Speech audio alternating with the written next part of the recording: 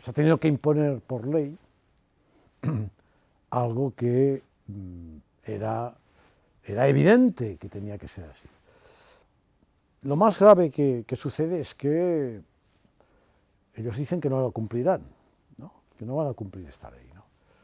Y eso demuestra, pues, que en Cataluña hace falta que entre la ley. Pero entra la ley ejecutivamente, no simplemente dictando las leyes, sino que hay unas formas de ejecución en las cuales retorne la ley a Cataluña, porque en este momento Cataluña es un lugar de una inseguridad jurídica total, en todos los sentidos, ¿no? Yo creo que la base del independentismo, naturalmente, es no obedecer a nada que tenga que ver con la palabra España. Por lo tanto, esta es la base del independentismo. Aquí el problema es por qué no se llevan a término los medios que tiene que tener un Estado para sus propios funcionarios que no obedezcan o que no acaten las leyes propias de este Estado, ¿no? Es decir, el mecanismo de ejecución. ¿Por qué no se aplican los mecanismos de ejecución, ¿no? Porque las leyes están claras, la Constitución está clarísima para todos. Entonces, ¿por qué se subvierte en Cataluña la ley básica, que es la Constitución, se subvierte constantemente sin consecuencias, ¿no? Viene de muy lejos el tema, ¿no? Muy lejos me refiero en la transición ya, ¿no? Digamos que el nacionalismo hizo una estrategia muy audaz, muy astuta, que fue presentar a Cataluña como víctima de la dictadura. Eso es falso absolutamente, porque si hubo víctimas, diríamos, de la dictadura, pues tendríamos que entender que las víctimas me refiero no simplemente las muertes, no, me refiero a víctimas en el sentido social, y esa idea que caló muy bien no solo en los políticos, sino en la propia ciudadanía, porque yo esto lo sentía en los años 80, ¿no? Cuando giraba con la Compañía por Cataluña, es que vosotros fuisteis víctimas del franquismo. Y decía, hombre, víctimas, no, a lo mejor lo fuisteis mucho más vosotros, que teníais problemas económicos mucho más graves, ¿no? Eso caló muy bien y entonces facilitó esta especie de idea de que hay que restituirle cosas a Cataluña y al País Vasco, evidentemente, ¿no? Bueno, había cosas, digamos, desde el punto de vista histórico, auténticos disparates, ¿no? Yo recuerdo ya uno que casi es de chiste, y a ver, me parece que estaba en un libro que ponía Cataluña en el Paleolítico, no sé qué, daba una explicación, se hablaba del Paleolítico y decía que Cataluña en el Paleolítico, ¿verdad? O sea, a estos niveles, ¿no? Eran cosas, en fin, de locura, ¿no? Desde el punto de vista histórico, no digamos, ¿no? Digamos, todas las responsabilidades, todos los males partían, digamos, de esta España maligna, ¿no? Y eso iba creando, pues, un efecto patológico casi en el alumnado, un efecto, diríamos, casi paranoico, ¿no? Se inducía una paranoia antiespañola a los propios alumnos, y ya desde muy pequeñitos, ¿no? Con dibujos, con etcétera, con muchas cosas, ¿no? Y eso, pues eso ha sido el caldo de cultivo de unos dirigentes, pues, en fin, que no han tenido que hacer ningún esfuerzo, ¿no? Solo han dicho dos palabras y todo el mundo ha entendido de qué iba el asunto. Bueno, cuando se utiliza una lengua como efectivo militar, que es lo que se ha utilizado, el catalán ha sido utilizado para eso, ¿no? Ha sido incluso reelaborado desde el punto de vista ya lingüístico, con esto, es decir, cualquier palabra que era, diríamos, que tenía que ver con el español, que era muy parecida ya al español, si podían la cambiaban por casi que una palabra que se inventaban. Es decir, que yo puedo decir que hay un catalán que se habla ahora que no es exactamente el catalán que yo aprendí con mis padres, ¿no? Hay unas palabras que se utilizan corrientemente que son, casi diría, que son medio inventadas, ¿no? Por lo tanto, es evidente que se han hecho todos los esfuerzos para intentar separar en todos los sentidos, ¿no? Digamos, yo creo que el odio es una forma, diríamos, de unión mucho más eficaz, porque es más instintiva, más primaria que el amor, ¿no? Digamos, o que la amistad. Y esa inducción, diríamos, al odio, que es una de las bases de todos los nacionalismos, al enemigo común, pues se ha hecho de forma muy, muy precisa, ¿no? Por ejemplo, y pongo un ejemplo sencillo, ¿no? Los toros, ¿no? El mundo de los toros, ¿no? El mundo taurino, ¿no? Cataluña, que había sido, Barcelona en concreto, pues una plaza importantísima, la más importante en los años 50, la más importante de España, en cuanto a lo que la cantidad de público, había 2 plazas de toros, una cosa formidable. Pues de golpe Cataluña se gira contra los toros y considera a los toros la mayor de las salvajadas, representativa esta salvajada de lo que es España, ¿no? La tortura, los animales. O sea, todo ha sido aprovechado para inducir esta paranoia, esta especie de odio racional hacia lo español. Y eso es muy eficaz.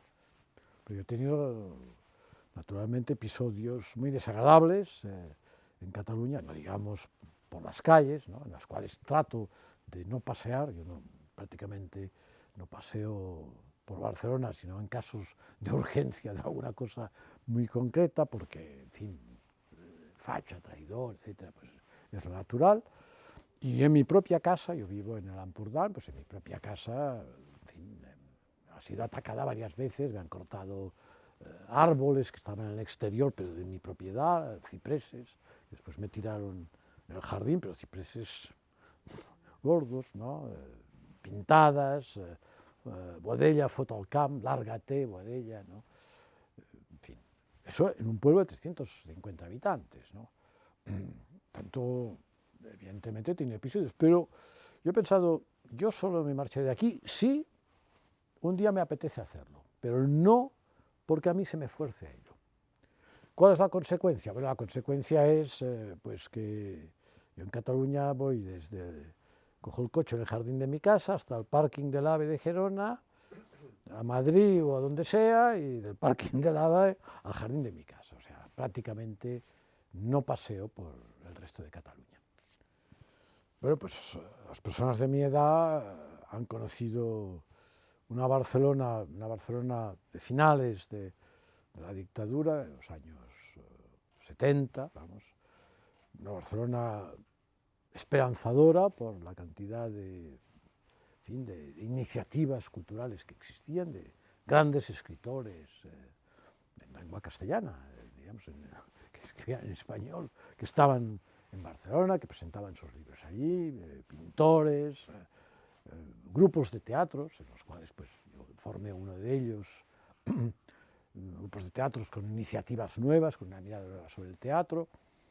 Digamos, una Barcelona sorprendente en aquel momento, de finales de la dictadura, y en relación a Madrid, que yo también conocía, pues Madrid no estaba en esta brillantez.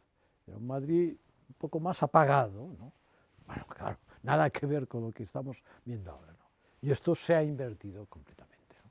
O sea, aquellas esperanzas, pues, un poco, en fin, internacionalistas, muy abiertas al conjunto de Europa que tenía Barcelona, pues han desaparecido, ha entrado el provincianismo, casi popularmente diríamos un cierto catetismo, ¿no? Y Madrid pues, ha asumido, diríamos, como capital también de una España distinta, naturalmente, de esta España democrática, pues es la síntesis de todo ello, y ha adquirido unos niveles de una gran urbe europea, y yo creo de una de las urbes más abiertas de Europa. Más abiertas por 2 motivos, digamos, por la cantidad de iniciativas que existen, pero también por el ambiente propio de las gentes que viven en esta ciudad, ¿no? Gentes tan diversas, pues que dan como diríamos en palabras de ahora, una marcha extraordinaria, ¿no? Uno se siente constantemente pensando que esta es su casa, ¿no? Aquí estás 15 días y ya eres madrileño de toda la vida, ¿no?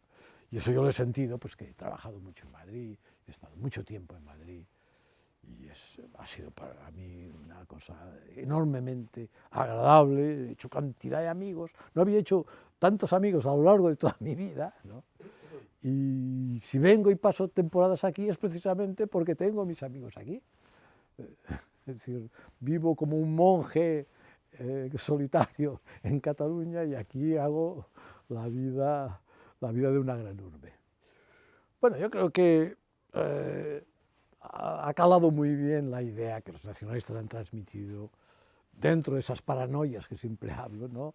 De que cuando un ciudadano de Madrid se levanta por la mañana, lo primero que piensa es ¿qué putada voy a hacer a los catalanes hoy? ¿No? Yo creo que eso ha calado muy bien, ¿no? Eso se llama paranoia directa, ¿no? Pero es así, ¿no? Tanto es un alejamiento, es una vida de ficción, totalmente de ficción. La vida de ficción es muy peligrosa. O sea, yo creo que las únicas ficciones aceptables y que han llevado también grandes momentos a la humanidad, pues han sido las ficciones religiosas, ¿no? que tienen una idea de mejorar, de solidaridad, digamos, tienen una idea de bondad. Otra cosa es que algunas veces no se ha hecho, pero la idea es estas ficciones son aceptables porque además todo el mundo sabe que tienen este punto de ficción porque tampoco tenemos la realidad palpable, ¿no? Son las únicas aceptables. Pero cuando se vive de ficción es un camino a la enfermedad. Es decir, la realidad es lo único que nos acerca a la vida y mantiene nuestra sanidad mental. En el momento en que las ficciones no son las que tienen que ser, el teatro es una ficción, bueno, está bien, las artes son una ficción, también son buenas, pero hasta aquí, nada más, ¿no?